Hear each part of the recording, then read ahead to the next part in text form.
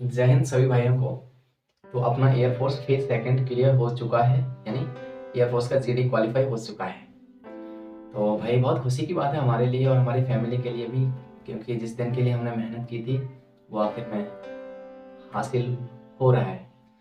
तो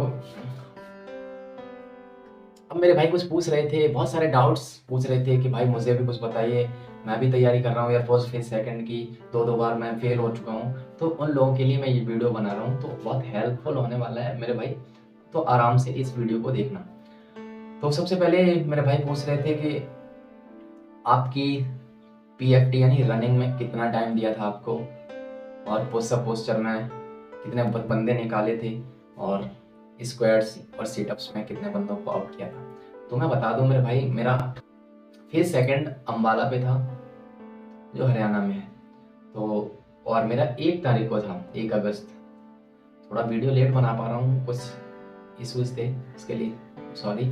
तो देखिए, सबसे पहले मैं पूरा प्रोसेस बताता हूँ, आप एक एक बात को ध्यान से समझना, और उसके बाद भी अगर कोई डाउट रह जाता है तो फिर कमेंट सेक्शन में आप पूछ सकते हैं, या फिर मेरे जो टेलीग्राम ग्रुप है हम लोगों का मिशन एयरमैन, उस पर जाके पूछ सकते हैं। तो देखिए, सबसे पहले 5 बजे का रिपोर्टिंग टाइम था, मैं 4 बजे पहुंच गया था। भाई आप भी पहुंच जाना जल्दी से।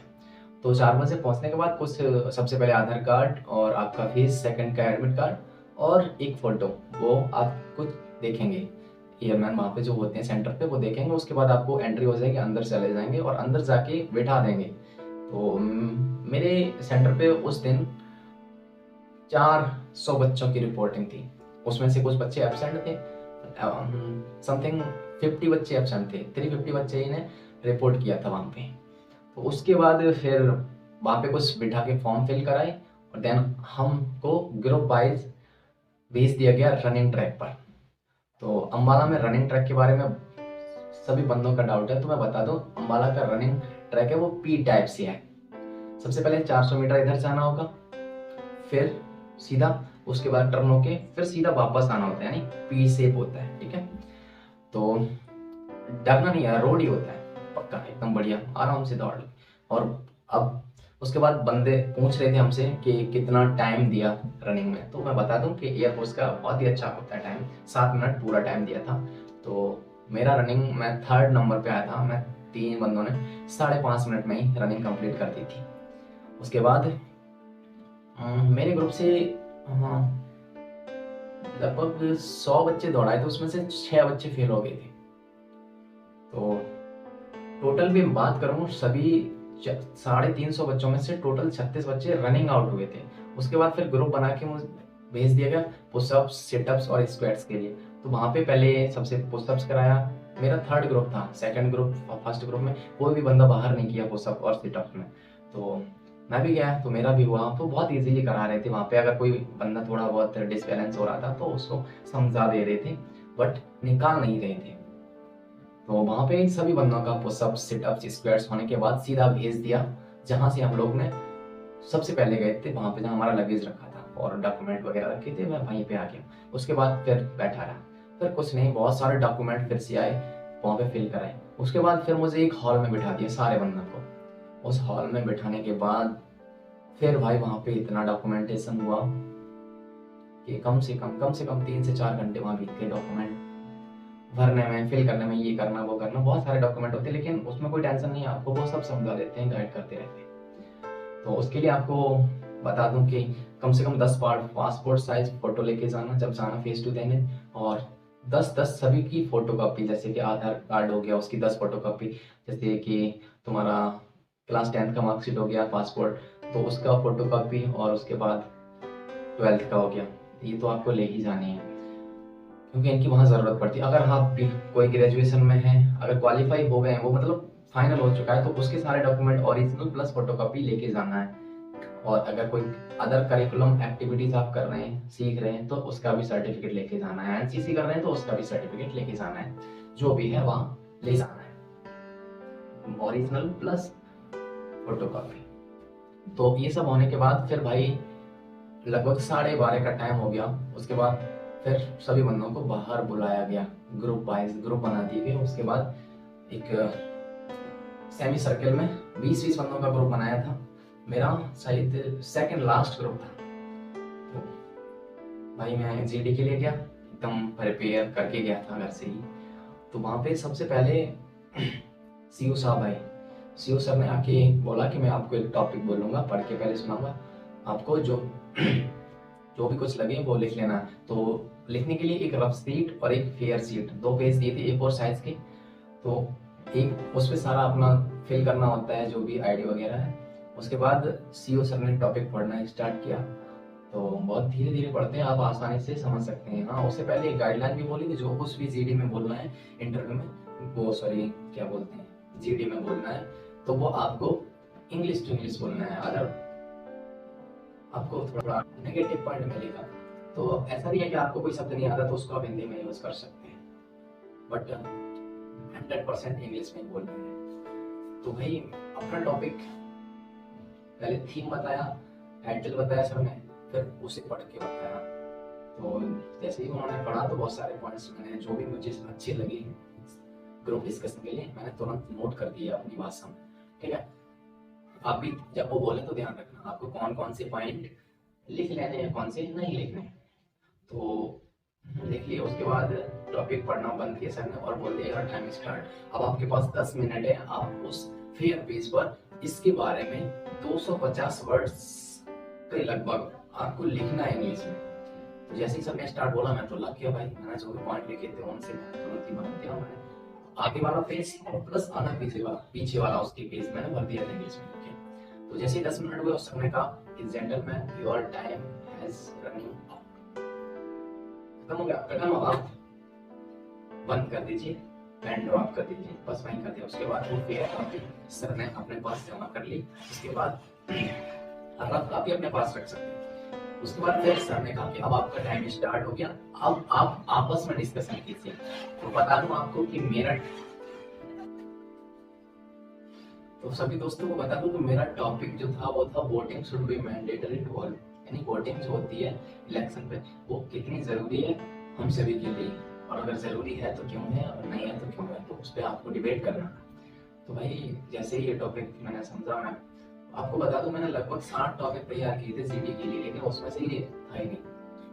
बहुत शॉकिंग पॉइंट था मेरे लिए, एकदम से मेरा चेहरा तो उतर गया था। मैंने इसके बारे में तो मैंने पढ़ा भी, लेकिन फिर भी मैंने उन्होंने सर ने जो बोला था उससे मैंने क्लियर लिख लिए थे, उसी से मैंने बना के पॉइंट तैयार कर लिया। तो मैंने सबसे पहले तो उन्होंने कहा कि अब आप एक एक बंदा खड़ा हो से अपना खड़ा नहीं होना था, बैठे ही बैठे अपना इंट्रो देना बस ही।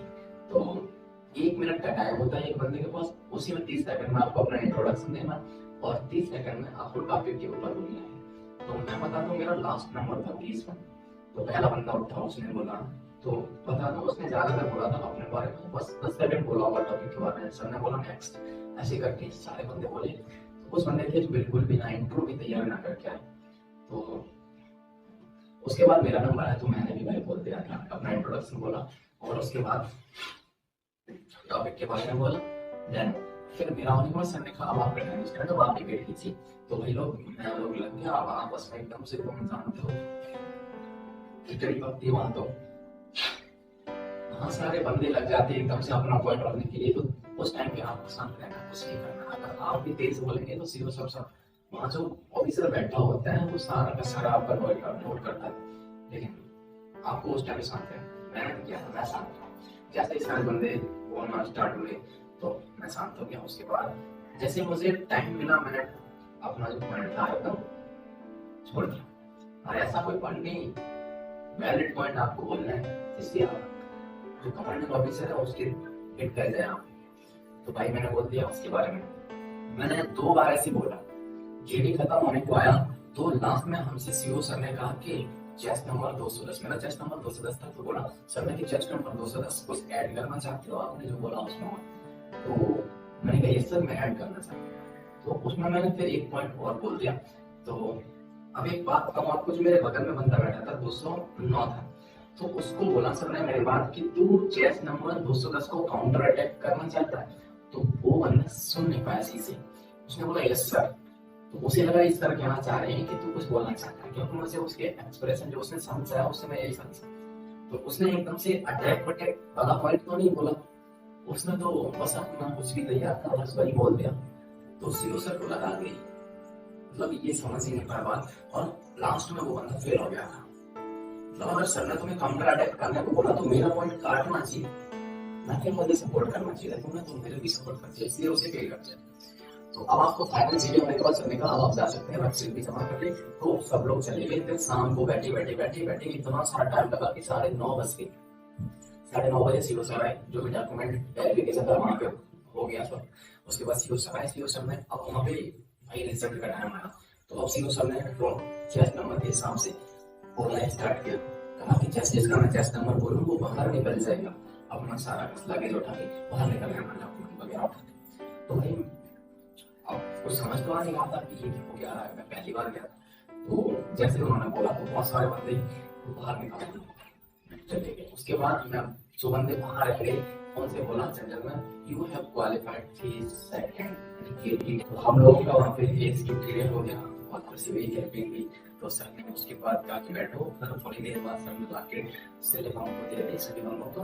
तो मैं बता दूं 350 में से 26 बंदे बाहर हो गए थे पीएफटी में। उसके बाद फाइनल जो सीडी क्लियर किए थे वो बंदे थे 183, 183 बंदों ने सीडी क्लियर किया था। बाकी के जो बंदे थे वो भाई फेज 2 क्लियर नहीं कर पाए थे, वो बाहर हो गए।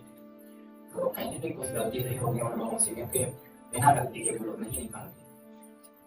तो भाई अपना फेज 2 क्लियर हो गया। जो भी डाउट हाँ बंदों का मैंने एक एक करके बता दिया। हाँ अब अगर आपका कोई और डाउट है तो आप कमेंट सेक्शन में पूछ सकते हैं। अगर मैं कोशिश करूंगा आपका रिप्लाई देने की, अगर वहाँ रिप्लाई नहीं दे पाता हूँ तो आपको मैं बता दे रहा हूँ कि मिशन ये